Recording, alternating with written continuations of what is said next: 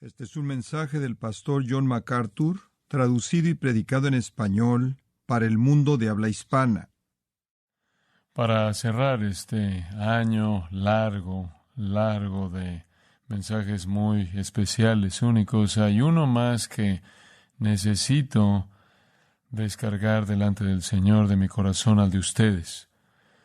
Y es sacado de un texto al que quiero que me acompañe ahora.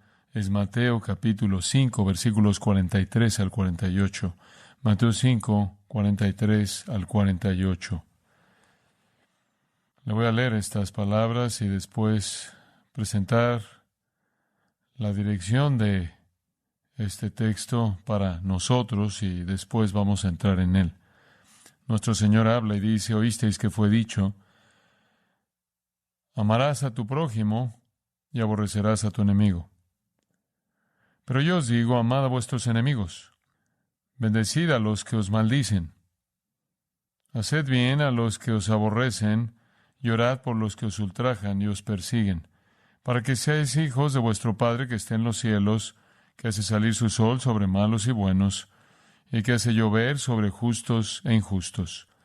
Porque si amáis a los que os aman, ¿qué recompensa tendréis? ¿No hacen también lo mismo los publicanos?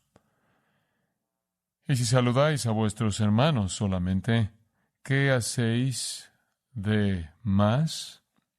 ¿No hacen también así los gentiles? Sed pues vosotros perfectos, como vuestro Padre que está en los cielos es perfecto. Un punto bastante directo.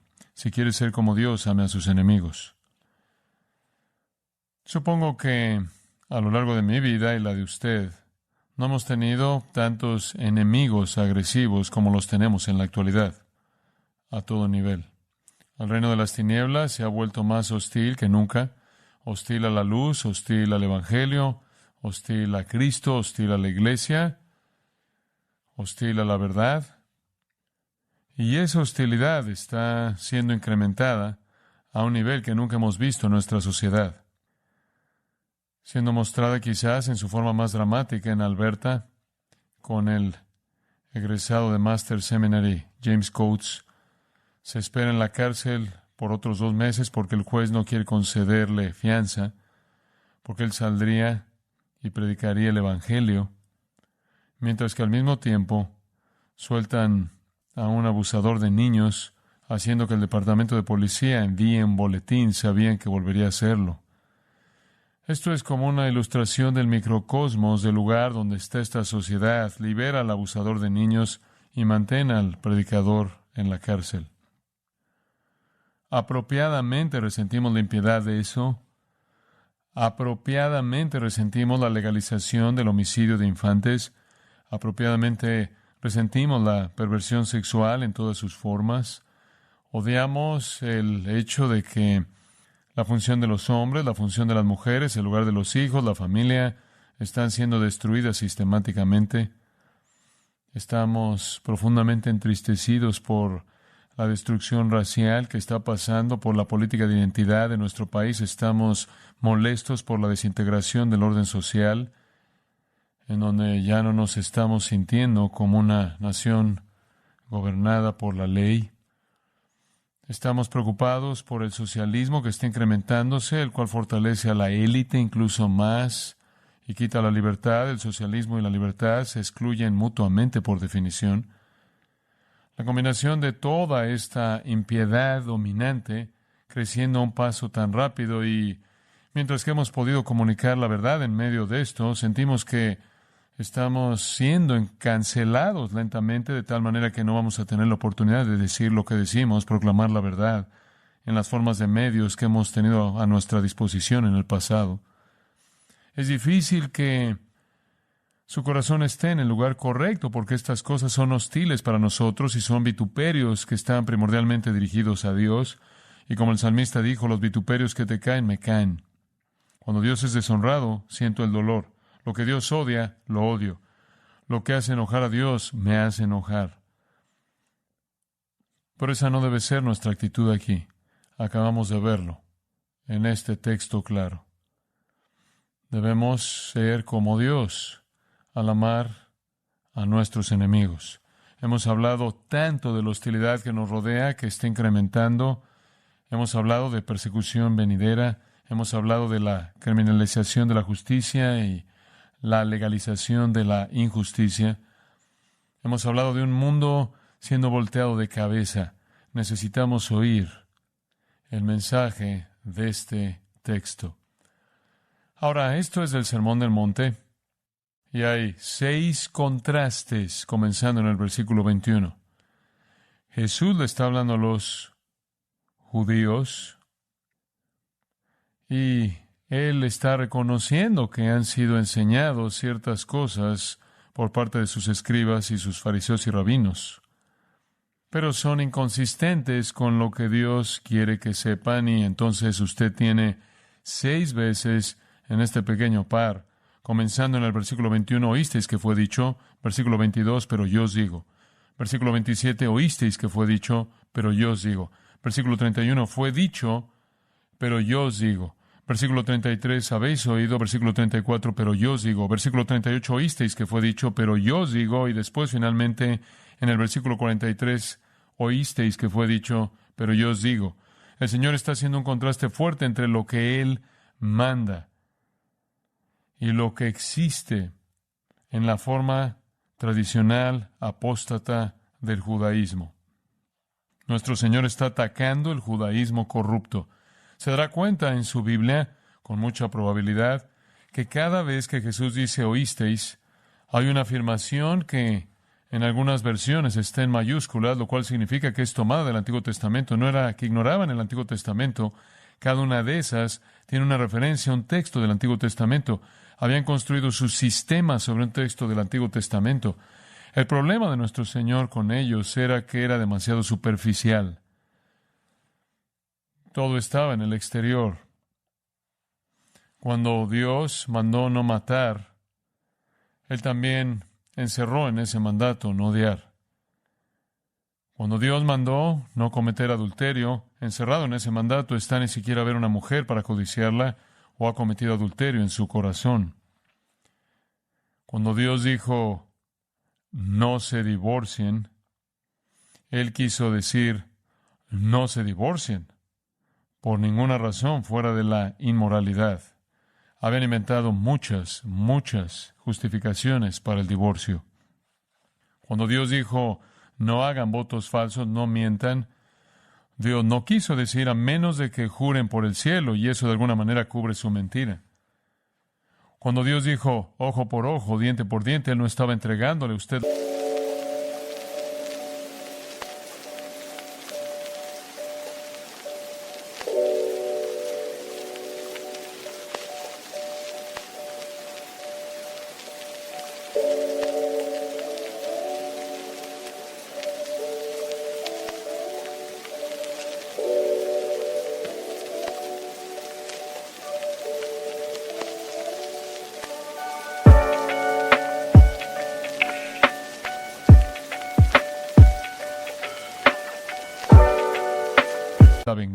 la venganza le pertenece a Él.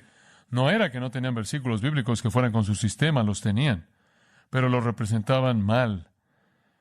Y no hay una interpretación errónea más clara que en el versículo 43, donde Él dice, oísteis que fue dicho, amarás a tu prójimo y aborrecerás a tu enemigo. Pero yo os digo, amad a vuestros enemigos. La religión del judaísmo había aplanado los mandatos de Dios a una dimensión externa, para justificar el odio, para justificar la lujuria, para justificar el divorcio, para justificar las mentiras, para justificar la venganza, para justificar el enojo. Pero la santidad es mucho más profunda que eso. Pero esta es una mirada clásica al externalismo superficial farisaico. Hay ciertas cosas que no hacen, pero debajo de la superficie están llenos de huesos de muertos.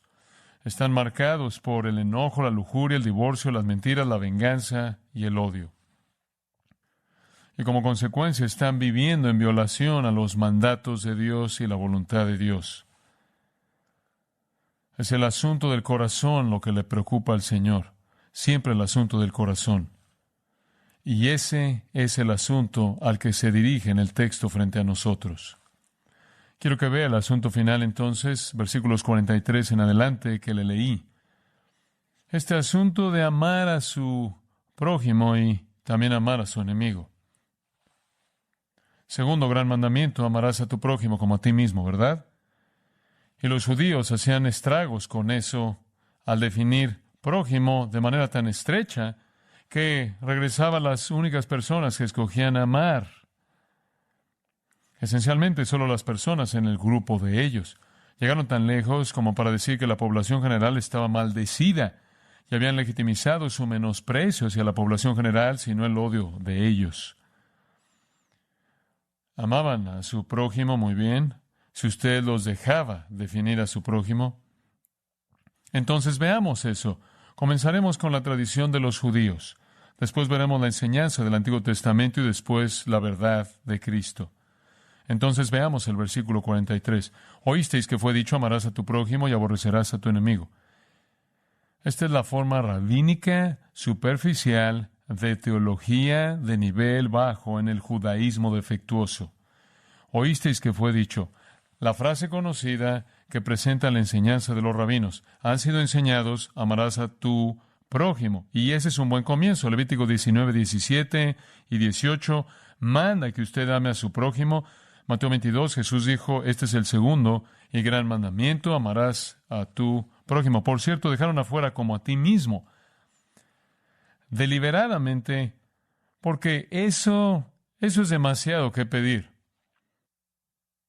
No hay, por cierto, ningún mandamiento en la Biblia amarte a ti mismo. Eso simplemente es parte de tu naturaleza caída corrupta. Usted hace eso automáticamente.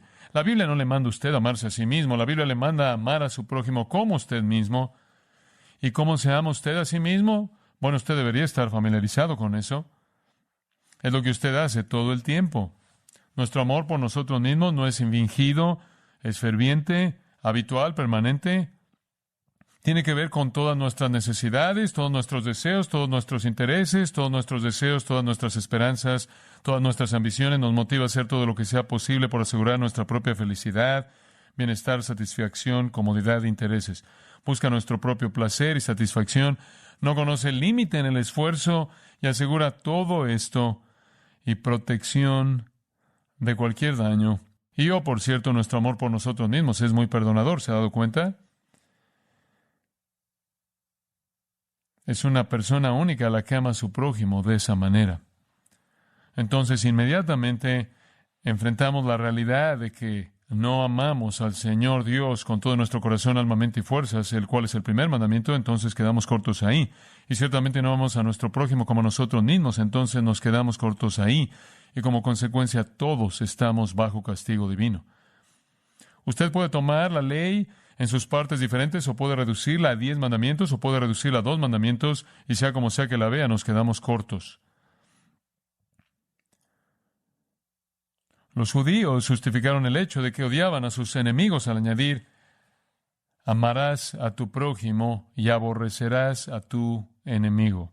Ahora, eso es después de que ya habían definido estrechamente prójimo. Prójimo era otro judío en su grupo. No publicanos, no la chusma, como mencioné, Juan 7:47 al 49, dice que maldecían a la chusma, la población judía en general. Su definición estrecha de prójimo era alguien en su grupo. Y al resto de la gente que estaba fuera de ese grupo altamente definido, ellos tenían un derecho de odiar.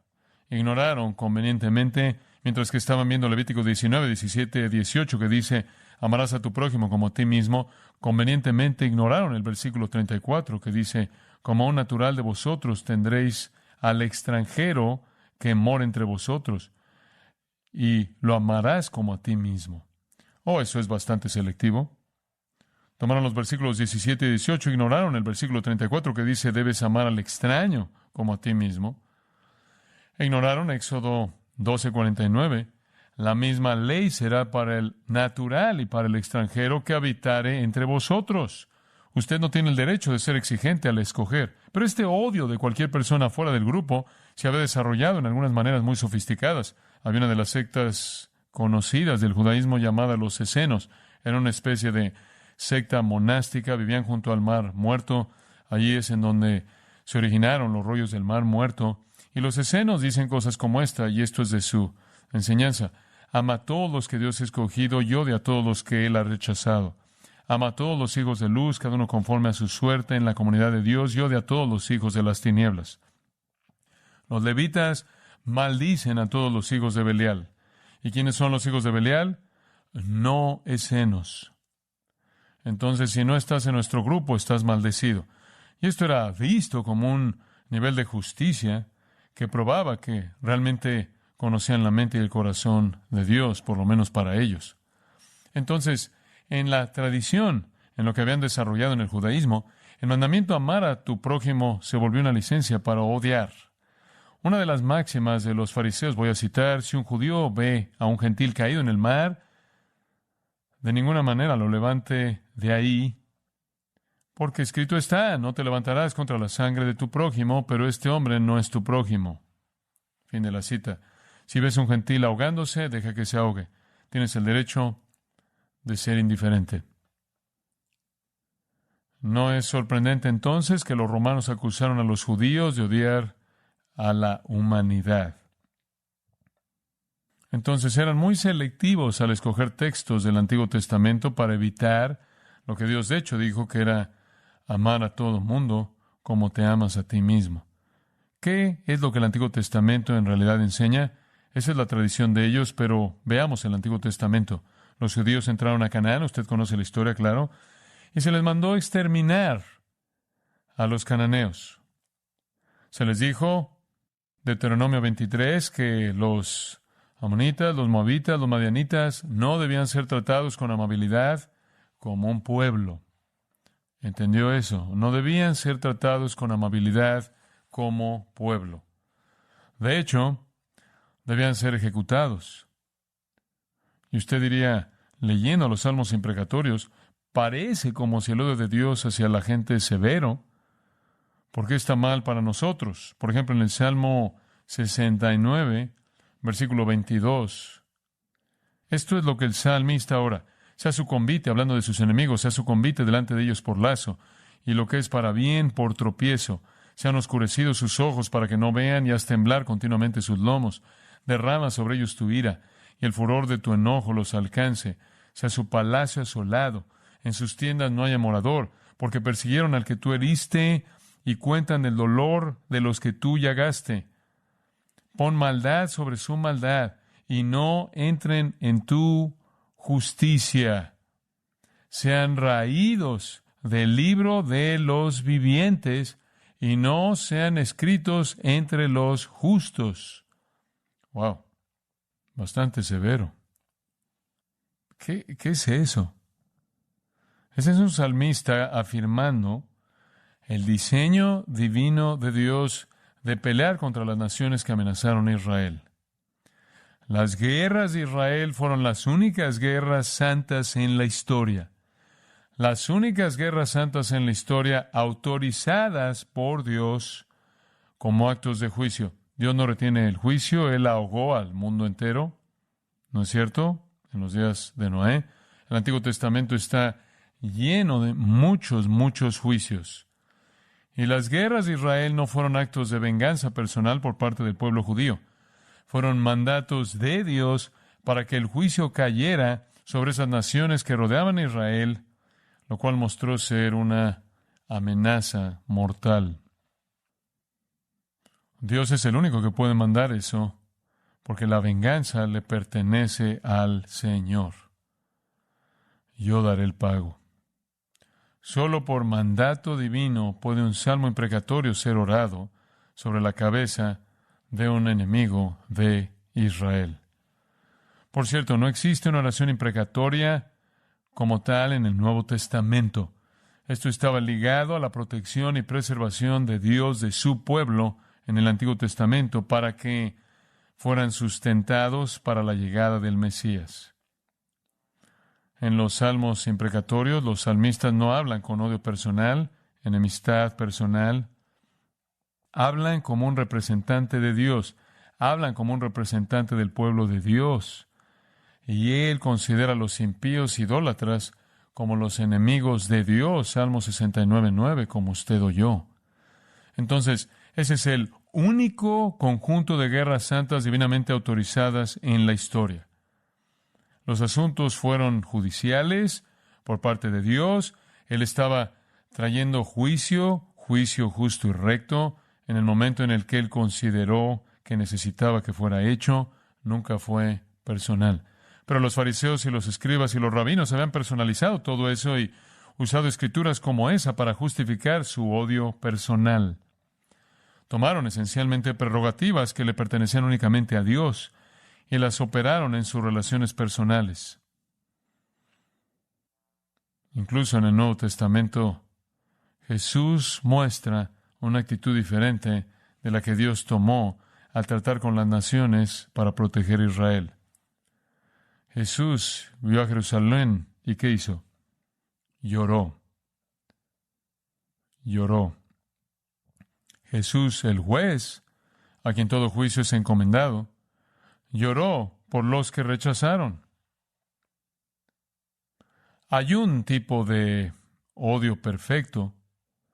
Admitiré eso debido a que está en el Salmo 139 y está expresado claramente. Escuche los versículos 19 en adelante. De cierto, oh Dios, harás morir al impío. Apartaos, pues, de mí, hombres sanguinarios, porque blasfemias dicen ellos contra ti. Tus enemigos toman en vano tu nombre. No odio, oh Jehová, a los que te aborrecen, y me enardezco contra tus enemigos. Los aborrezco por completo. Los tengo por enemigos. Ese es un odio perfecto. Ese es un odio justo. Esa es la actitud de los mártires en Apocalipsis 6, en el quinto sello, que están bajo el altar orando porque el Señor ponga fin a la persecución del tiempo de la tribulación. Es correcto odiar lo que Dios odia y amar lo que Dios ama en el sentido amplio. Es correcto sentir el dolor cuando Dios es deshonrado. Los vituperios que caen en ti, caen en mí. Me acuerdo de la historia de Henry Martyn, misionero a la India. Y cuando él llegó ahí, él fue a un templo hindú, donde había todo tipo de atrocidades, formas de idolatría. Y él observó lo que estaba pasando y en sus propios escritos él escribió esto al partir: no puedo tolerar la existencia si Jesús va a ser deshonrado así.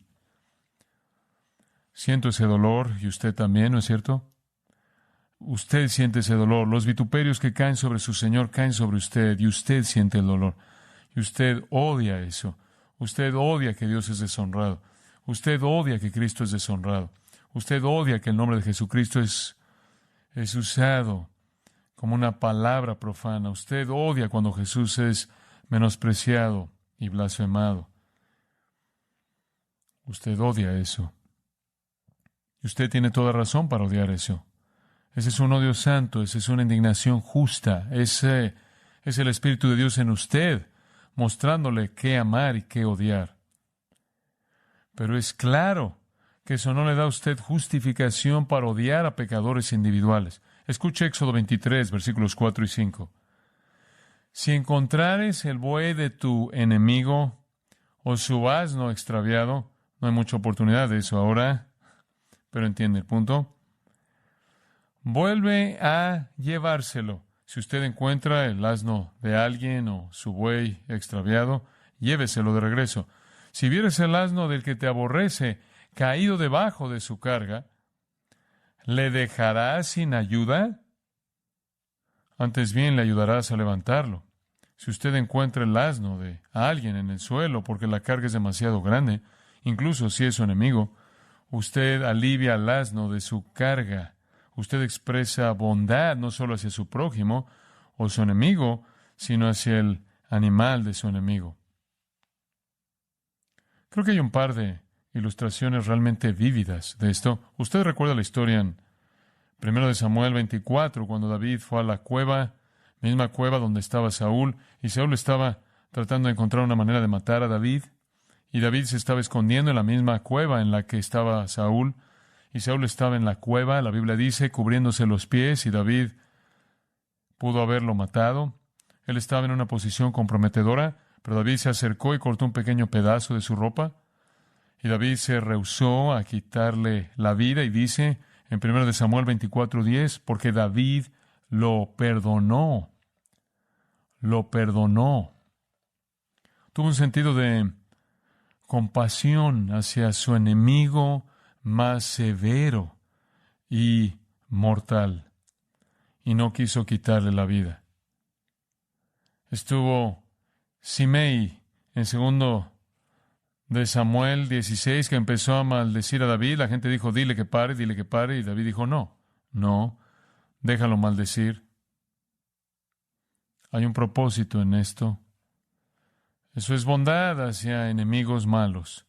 En Job 31, 29 y 30, Job, defendiendo su virtud piadosa, dijo estas palabras: si me alegré en el quebrantamiento del que me aborrecía, y me regocijé cuando le halló el mal, no, ni aún entregué al pecado mi lengua, pidiendo maldición para su alma.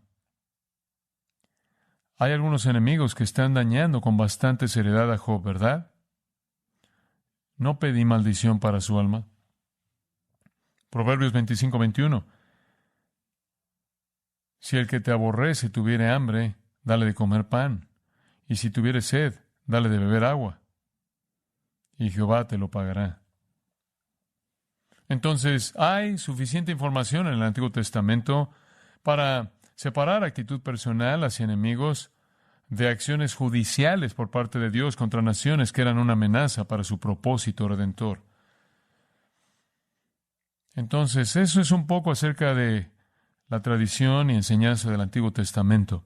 Pero veamos el punto más importante, la verdad de Jesús en el texto frente a nosotros. Nuestro Señor va a corregir su interpretación equivocada de la voluntad de Dios con 3 principios en secuencia que corrigen este entendimiento equivocado. Están en secuencia y en ascenso. Ama a tus enemigos, ora por tus perseguidores, manifiesta que eres hijo.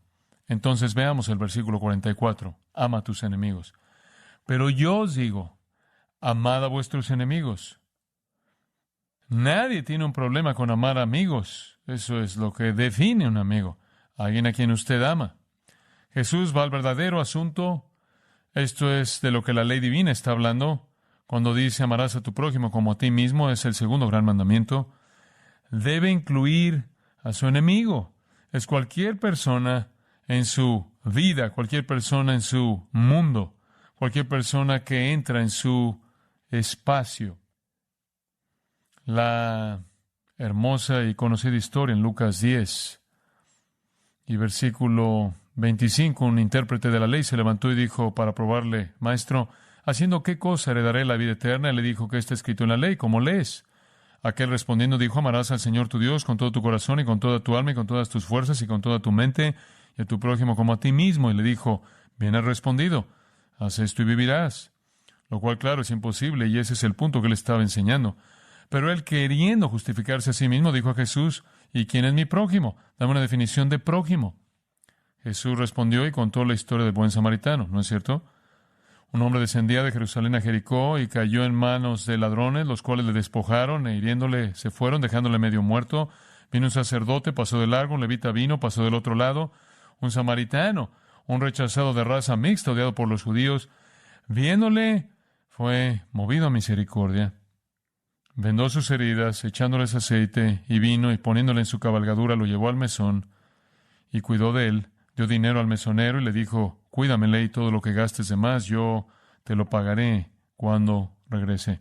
¿Quién pues de estos 3 te parece que fue el prójimo del que cayó en manos de los ladrones?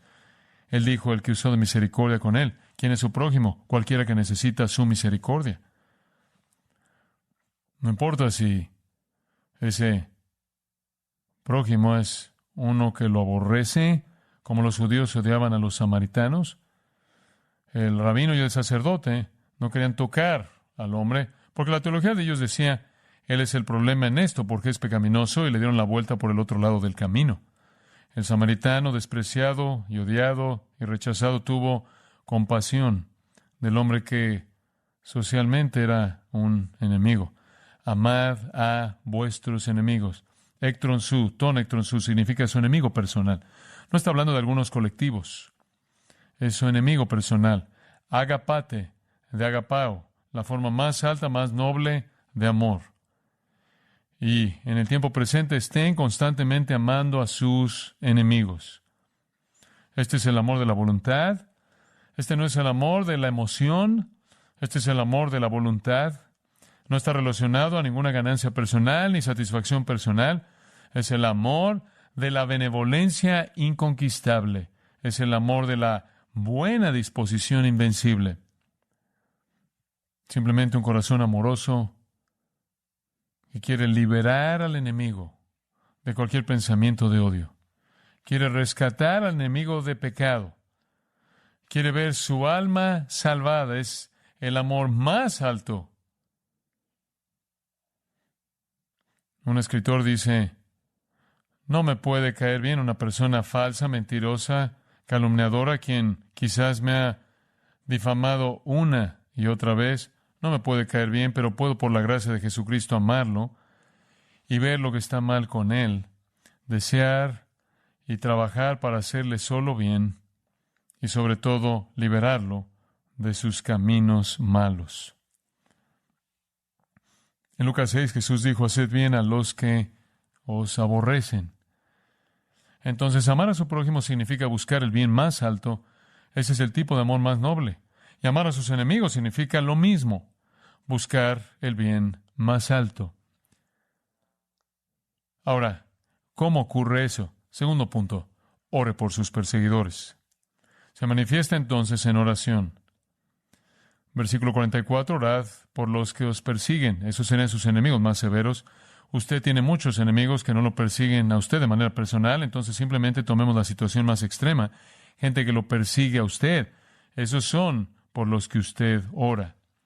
Regrese al capítulo 5, al versículo 10, en las bienaventuranzas. Bienaventurados los que padecen persecución por causa de la justicia, porque de ellos es el reino de los cielos. Entonces esto asume que usted va a tener perseguidores. Bienaventurados sois cuando por mi causa os vituperen y os persigan y digan toda clase de mal contra vosotros mintiendo. Si lo están haciendo es usted es bienaventurado. ¿No es eso maravilloso? ¿Acaso eso no lo voltea de cabeza? Pienso en eso mucho. No solo ustedes bienaventurados, sino versículo 12, gozaos y alegraos, porque vuestro galardón es grande en los cielos. Lo que están haciendo es añadir a su recompensa eterna. Adelante, que lo hagan, porque así persiguieron a los profetas que fueron antes de vosotros. Usted está en buena compañía. Me pregunto si estos perseguidores de gente fiel entienden que sus esfuerzos están siendo invertidos por Dios y a partir de su persecución viene bendición, y a partir de su persecución viene gozo y alegría, y a partir de su persecución viene recompensa eterna. Eso es muy importante, amigos, muy importante. Eso es algo muy importante de entender porque hace que usted vea la persecución de una manera totalmente diferente. Si usted ve la persecución dañándolo a usted, usted va a cambiar su mensaje. Si usted ve la persecución añadido a su recompensa eterna, usted no cambia nada, ¿verdad? Digo, esta es la realidad de cabeza. Usted predica la palabra de Dios fielmente, usted proclama el Evangelio fielmente y usted recibe hostilidad y enemistad. Y quizás usted se acobarda y trata de hacer algunos ajustes para que pueda dejar de ofender a la gente. Digo, si usted es un predicador, usted quita las ofensas del mensaje y como consecuencia, usted pierde la bendición, la alegría, el gozo y la recompensa eterna que viene con la fidelidad que enfrenta la persecución. Pero no es solo una esperanza pasiva de recompensa eterna. lo que es la respuesta correcta. Hay un tercer punto aquí. Usted no solo ora por aquellos que lo persiguen, usted va más allá de eso. En primera de Timoteo, no es un tipo de oración vaga. Escuche esto. Primera de Timoteo 2. Exhorto ante todo a que se hagan rogativas, oraciones, peticiones y acciones de gracias por todos los hombres, por los reyes y por todos los que están en eminencia. Ahora nos hemos elevado a la gente que tiene más poder para perseguir y estamos orando por ellos para que vivamos quieta y reposadamente en toda piedad y honestidad, porque esto es bueno y agradable delante de Dios nuestro Salvador, el cual quiere que todos los hombres sean salvos y vengan al conocimiento de la verdad. Entonces, ¿por qué estamos orando? Su salvación. Oramos porque Dios les muestre su pecaminosidad. Sería un pecado no orar. Tenemos un presidente y vicepresidente impíos, gente en el poder y liderazgo a nivel local, estatal. ¿Debemos sentarnos y arder lentamente? No, debemos orar por ¿qué? Su salvación. Colóquelos en la parte de arriba de su lista de oración. Jesús dijo en la cruz, Padre, que perdónalos porque no saben lo que hacen. Esa oración fue respondida en un ladrón y un soldado y gente en la multitud. Esteban oró, no les tomes en cuenta este pecado, y eso fue respondido en un apóstol llamado Pablo. Esta es una oportunidad para que usted ore de manera evangelística. Fue Dietrich Bonhoeffer quien escribió, este es el mandato supremo. Mediante el medio de la oración, vamos a nuestros perseguidores, estamos de pie a su lado y le rogamos a Dios por ellos. El doctor Wilmer en 1880 escribió esto, es bastante bueno para leerlo. Este mandato de que debemos amar a nuestros enemigos y dejar la venganza crecerá incluso con mayor urgencia en la lucha santa que está frente a nosotros. Los cristianos serán perseguidos de lugar en lugar, sujetos a ataque físico, maltrato y muerte de todo tipo. Estamos acercándonos, escribió él en 1880, a una época de persecución extensa. Pronto vendrá el tiempo cuando oraremos. Será una oración de amor ferviente por estos hijos mismos de perdición, que están por todos lados y nos ven con ojos encendidos con odio, y quienes quizás han levantado sus manos para matarnos. Sí, la iglesia, la cual realmente está esperando a su Señor y que discierne las señales de los tiempos, debe arrojarse a sí misma con su poder máximo y la armadura de su vida santa a esta oración de amor. Amar a sus enemigos significa orar por sus perseguidores. Y después hay un tercer elemento. Amar a sus enemigos significa manifestar su relación de hijo. Manifestar su relación de hijo. Vamos a retomarlo en el versículo 45. De hecho, solo vamos a comenzar ahí. Para que seáis hijos de vuestro Padre que está en los cielos. Aquí está el principio básico. Usted nunca es tan parecido a Dios como cuando perdona a sus enemigos. Simple, usted nunca es tan parecido a Dios como cuando perdona a sus enemigos. Porque el todo de la salvación está basado en el hecho de que Dios ha perdonado a sus enemigos. No podemos manifestar que somos genuinamente los hijos de Dios, a menos de que amemos como Dios ama. Y Dios amó enemigos porque esas eran las únicas personas que existían. Él no tiene ningún amigo en el mundo caído. El apóstol Pablo entendió esto y escribió al final del 4º capítulo de Efesios, sed benignos unos con otros, misericordiosos, perdonándoos unos a otros, como Dios también os perdonó a vosotros en Cristo, sed pues imitadores de Dios como hijos amados. Ese es el único lugar en el Nuevo Testamento en donde dice sed imitadores de Dios. ¿Quiere usted imitar a Dios? Perdona enemigos. ¿Qué dice Romanos?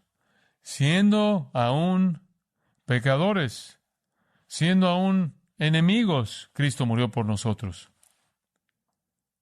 Dios muestra su amor hacia sus enemigos.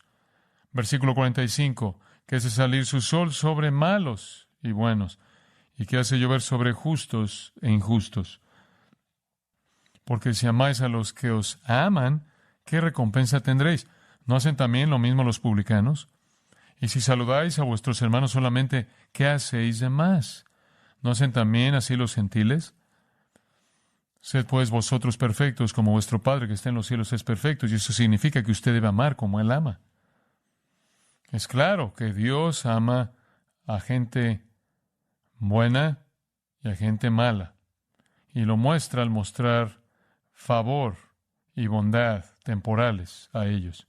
Así que la lluvia caiga sobre los malos y los buenos, los justos y los injustos, que el sol brille sobre ellos.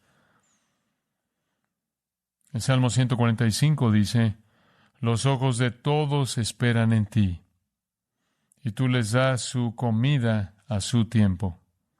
Abres tu mano y colmas de bendición a todo ser viviente. Dios alimenta al mundo entero. En Lucas 6 encontramos otro principio de esto. Lucas 6, versículo 27. Pero a vosotros los que oís os digo, amad a vuestros enemigos, haced bien a los que os aborrecen, bendecid a los que os maldicen, y orad por los que os calumnian. Al que te hiera en una mejilla, preséntale también la otra, y al que te quite la capa, ni aun la túnica le niegues. A cualquiera que te pida, dale, y al que tome lo que es tuyo, no pidas que te lo devuelva. Y como queréis que hagan los hombres con vosotros, así también haced vosotros con ellos, porque si amáis a los que os aman, ¿qué mérito tenéis? Porque también los pecadores aman a los que los aman, y si hacéis bien a los que os hacen bien, ¿qué mérito tenéis? Porque también los pecadores hacen lo mismo, y si prestáis a aquellos de quienes esperáis recibir, ¿qué mérito tenéis? Porque también los pecadores prestan a los pecadores para recibir otro tanto. Amad pues a vuestros enemigos. ¿Y cómo? Haced bien y prestad, no esperando de ello nada, y será vuestro galardón grande, y seréis hijos del Altísimo. Porque Él es benigno para con los ingratos y malos. Sed pues misericordiosos, como también vuestro Padre es misericordioso. Esto está hablando de benevolencia general. Muestre amor al no ser egoísta. Fue Juan Calvino quien denominó esto como gracia común. Viene del amor de Dios por la humanidad. Y no está limitado a alguna definición estrecha de prójimo. El sol brilla en la gente más reprobada que odia a Dios en el mundo, y la lluvia cae también sobre ellos. Si usted quiere amar como Dios ama, usted tiene que amar a aquellos que lo aborrecen, según lo que acabamos de leer en Mateo 5. Usted tiene que amar a los que lo defraudan. Usted tiene que amar a aquellos que están afuera de su grupo social. No es suficiente simplemente amar a la gente en su grupo. Los paganos hacen eso. Y el resumen de eso, versículo 48, si usted quiere ser como Dios, ame a sus enemigos de la manera en la que Él ama enemigos. Entender la naturaleza del amor de Dios por el mundo de pecadores impíos no es fácil. Dios tiene un amor general, universal, que no discrimina, incondicional, que le extiende a todo mundo. Usted recuerda la historia del joven rico en el relato de Marcos capítulo 10. No arrepentido, rechazando a Cristo, un pecador soberbio, le dio la espalda a Cristo, y la historia termina en Marcos, pero Jesús viéndolo, lo amó. Juan 3:16, Dios amó al mundo entero. ¿Cómo ama Dios al enemigo? Bueno, hay 4 maneras en las que Dios expresa gracia común o este amor general. Primero, bondad hacia todos. Y acabamos de leer eso: Él hace salir el sol sobre malos y buenos, y la lluvia caer sobre justos e injustos. En ese sentido, 1 Timoteo 4:10, Él es el Salvador de todos los hombres de una manera física temporal. Él no le da al pecador lo que el pecador merece. Romanos 2:4 dice que Él ejerce paciencia y longanimidad con los pecadores. Los pecadores se enamoran, tienen hijos, disfrutan de la belleza de la creación, comen una buena comida, están rodeados de bendición temporal en la creación de Dios y el mundo de Él. Una segunda manera en la que Dios ama a los enemigos es con compasión. Hay un sentido general de lástima. Esto no solo está en el Nuevo Testamento. Le voy a leer un pasaje, hay varios en el Antiguo Testamento, pero en Jeremías 13, versículo 15. Escuchad y oíd, no os envanezcáis, pues Jehová ha hablado. Dad gloria a Jehová, Dios vuestro, antes que haga venir tinieblas, y antes que vuestros pies tropiecen en montes de oscuridad, y esperéis luz, y os la vuelva en sombra de muerte y tinieblas. Escuche esto, versículo 17. Mas si no oyereis esto, en secreto llorará mi alma a causa de vuestra soberbia, y llorando amargamente se desharán mis ojos en lágrimas. Si usted llega a imaginar a Dios llorando por los perdidos, esto es lástima. Esto es amor no basado en el valor actual de algo, sino en el valor perdido. El amor de Dios por uno a su imagen, eternamente desfigurado. Entonces, el amor de Dios hacia todos es mostrado en esta bondad común y en compasión. En tercer lugar, en advertencia. Advertencias incesantes, advertencias constantes. Pienso en Lucas 13, en donde la historia es contada de la torre que cayó, mató a la gente, acerca de los hombres de Pilato que vinieron y rebanaron a los galileos que estaban adorando en el templo. Y la gente le preguntó a Jesús, ¿acaso estas personas eran peores que cualquier otro? Y esa es la razón por la que esta calamidad sucedió. Eso en cierta manera era teología judía. Y Jesús dijo, arrepentidos, o lo mismo te va a pasar.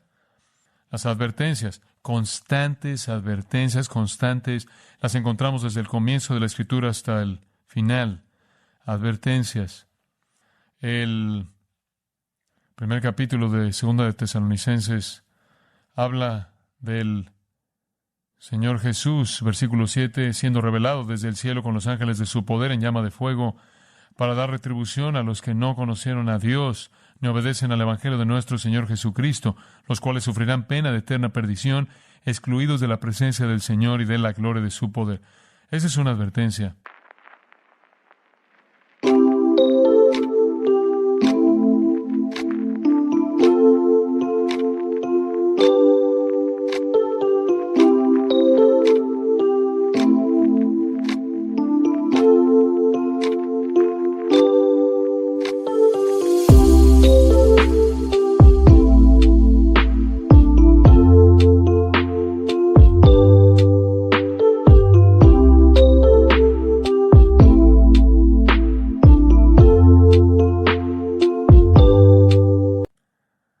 Esa es una advertencia.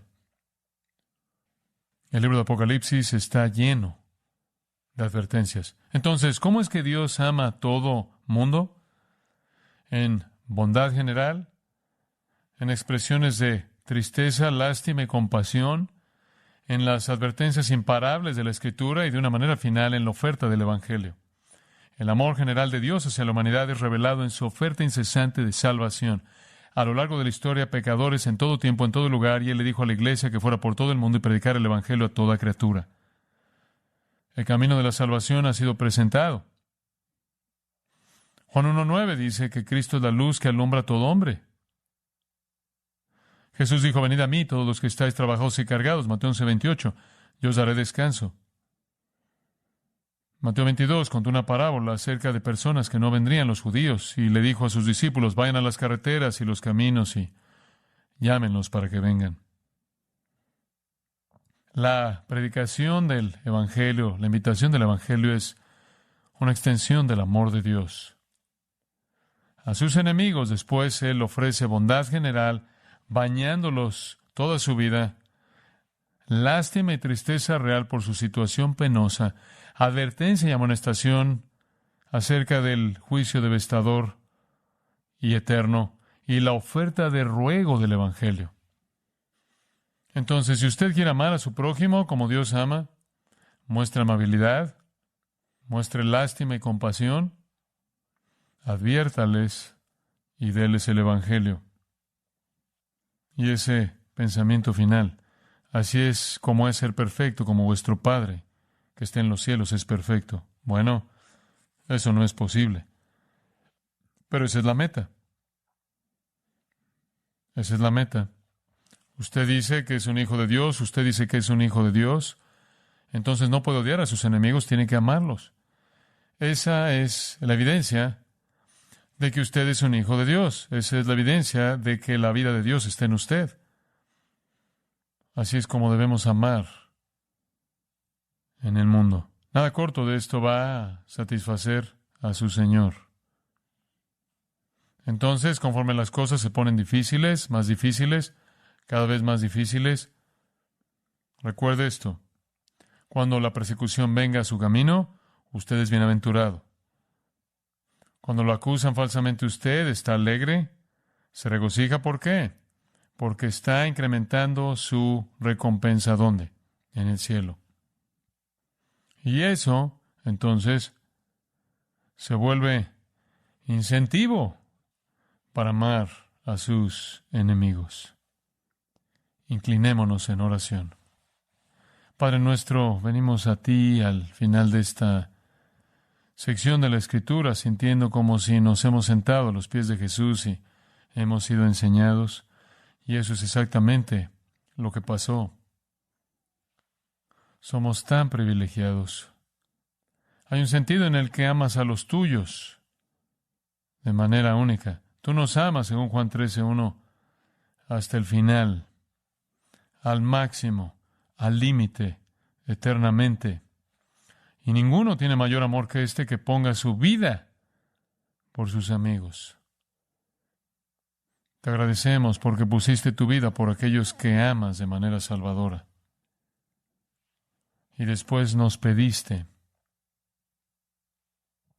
que amáramos a los pecadores a nuestro alrededor, de la manera en la que nos amaste cuando todavía éramos pecadores, y Cristo murió por nosotros. Que seamos conocidos por nuestro amor, no solo por nuestro amor unos por otros, la familia, sino por nuestro amor hacia aquellos que son los enemigos más devotos, ávidos y peligrosos.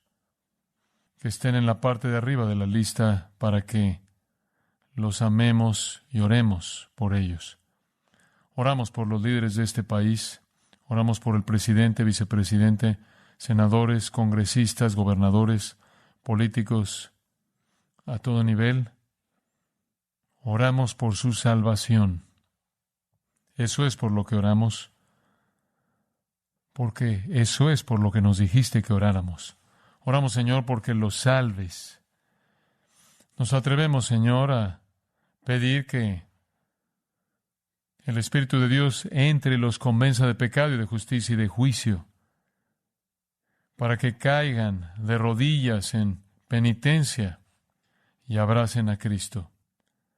No depende de ellos, depende de ti. Señor, pedimos que tú muestres tu gracia y salves a algunos de estos que han planeado tal hostilidad contra tu verdad.